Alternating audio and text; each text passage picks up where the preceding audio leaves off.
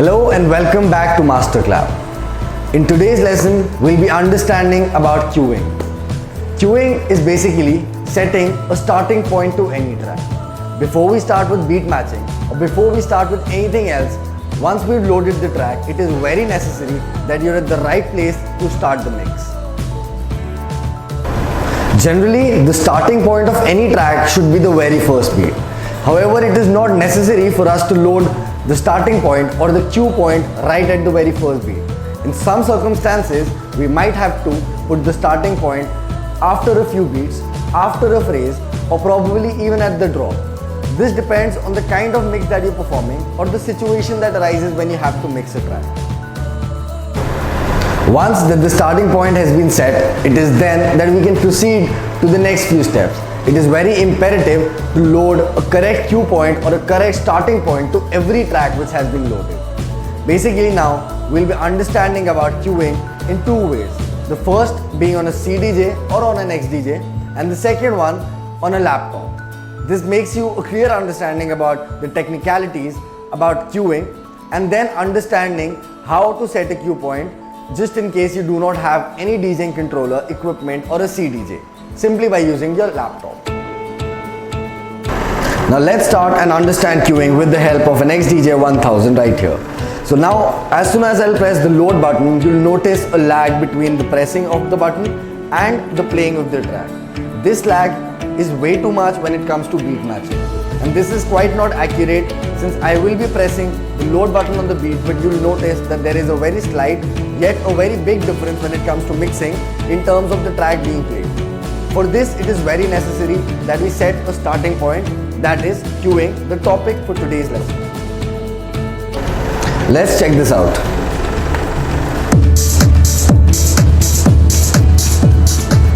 Now you must have noticed the delay. In order to overcome this difficulty, it is very important for us to make sure that we set a starting point to every track. For this purpose, we'll have to set a cue point manually right now. In order to do that, we need to press the load the track, and as soon as we load the track, we'll have to press the pause button and gradually navigate using the jog wheel to the starting of our beat. As soon as we're at the correct place or at the correct starting point of the very beat, we have to press the cue button.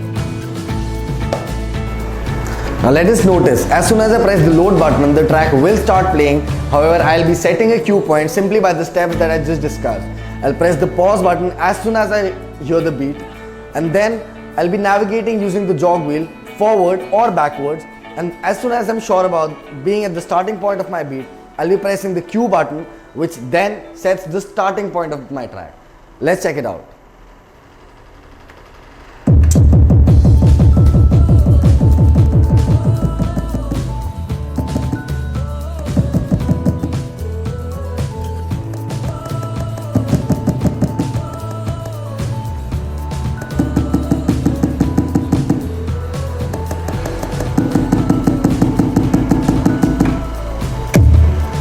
As soon as I pressed the cue button, you could hear that the noise was dimmed and there was a cue point set right at the beat where you press the cue button.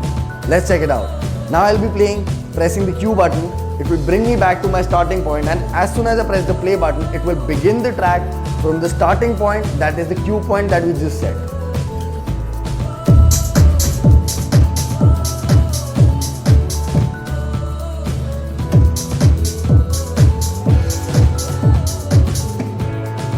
You must have noticed now, as soon as I press the cue button, it brings me back to the starting point that we just set. And then as soon as I press the play button, there is hardly any lag, or you can say there is no lag between pressing the play button and the track playing. Now another important aspect about queuing is that the CDJ or this XDJ can only remember one cue point at any given point of time, unless you manually set another cue point.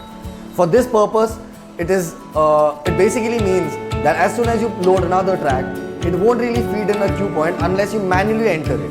Now if I load another track, you'll hear that the track starts playing automatically, and if I press the cue button, it will bring me back to my track A.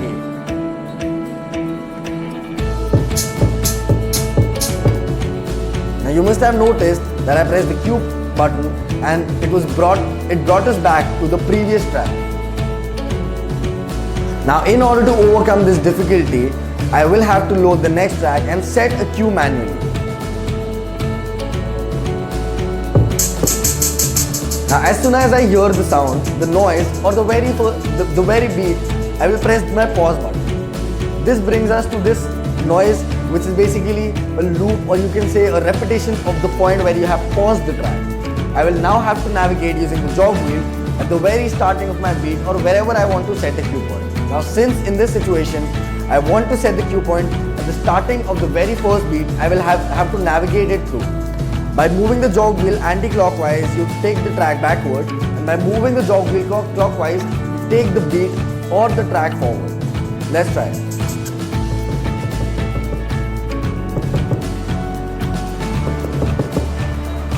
Now you'll hear that there is no noise here, which means that during this fraction there is no sound here. I will have to navigate through the very first sound which I hear for the very first beat. Now this is the point where I notice the fraction where there is noise, and I understand that this is the point where the beat starts. I'll now press the cue button at this noise to load in my cue point, which is the starting point for my mix. As soon as I press the cue button, you'll notice that the sound is over and you cannot hear any repetition of the fraction where you were. Now as soon as I press the play button and then the cue button, this does not bring us back to the previous track. This is because we set a manual cue point on this track once again manually. So now this gives us an understanding that the CDJ or the XDJ can only remember one cue point at any given point of time. However, this might not be a very good feature, since we'll have to manually set a cue point for every track. In order to overcome this, we have another great feature in this CDJ or the XDJ model right here, which is auto cue.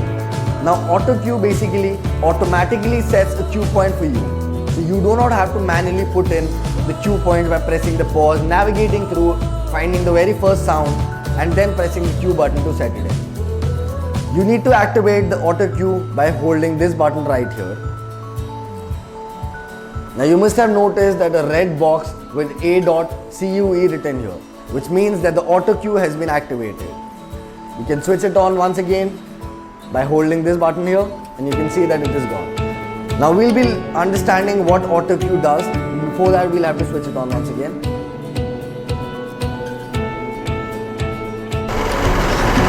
Now unlike the previous two tracks where auto cue was switched off, switching on the auto cue makes things a little different.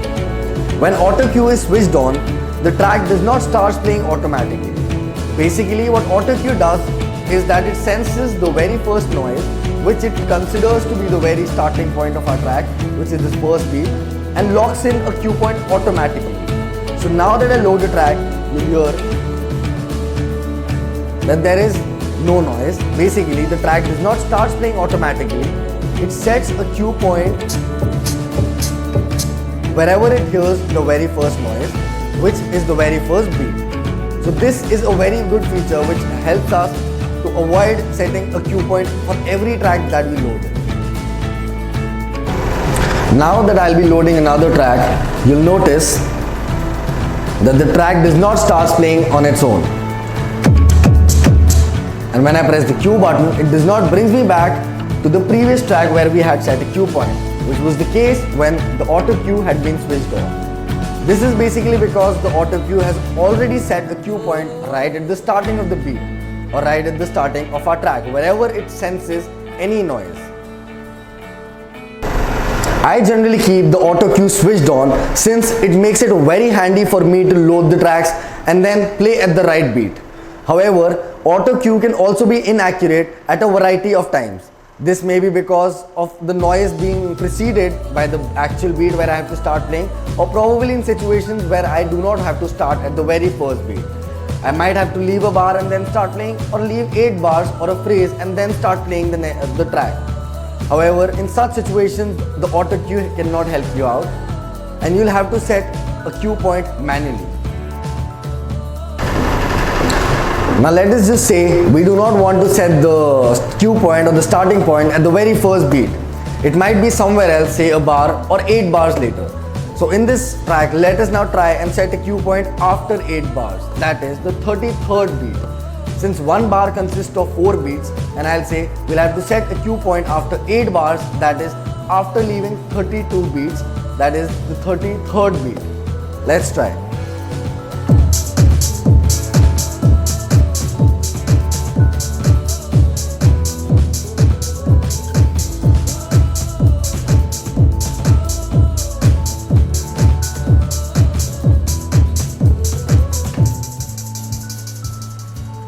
Now that I press the pause button on the 33rd beat, I'll also have to make sure that I navigate right at the starting of my 33rd beat and then press the cue button in order to locate or make the correct starting point or the correct cue point on my 33rd beat.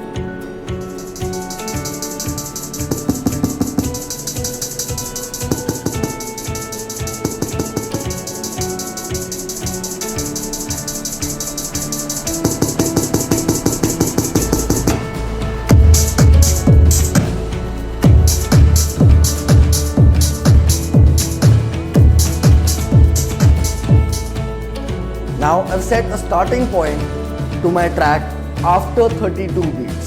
So technically I've left one phrase from the starting of the track and then set a cue point. The same technique goes on for setting a cue point or your starting point at any given point of the track. It can be the drop, it can be the build up, the chorus, the verse, or even the outro of the track. It basically depends on what kind of mix or what kind of technique that you're practicing. You can set a cue point at any given point of the track. The same technique goes on for setting a cue point or your starting point at any given point of the track. It can be the drop, it can be the build up, the chorus, the verse, or even the outro of the track. It basically depends on what kind of mix or what kind of technique that you're practicing. You can set a cue point at any given point of the track. Now that we've gone through setting a cue point on a DJing controller, or say this XDJ right here, and if you don't have any DJing controller or any DJing gear with you, the next lesson has been designed to make sure that you're able to understand how to set the correct cue point using a laptop or the DJing software. Thank you for watching. See you all in the next episode.